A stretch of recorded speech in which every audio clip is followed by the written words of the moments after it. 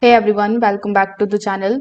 In today's video, I'm going to show you how to fix the GE washer no water problem in 2026.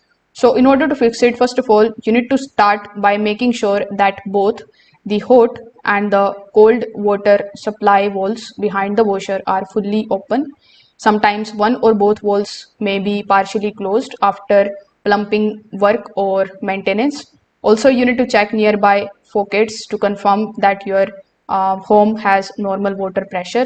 Now, after doing so, you need to examine the inlet hoses, which is connected to the back of the washer for kinks, twists, and blockages.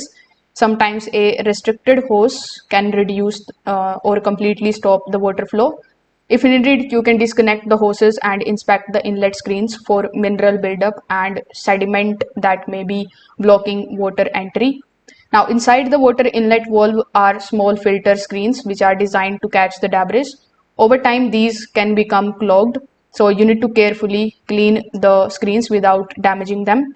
Restoring the water flow here often solves no-fill problems. Now, if the washer doesn't detect a properly closed lid or locked door, it may not allow water to enter.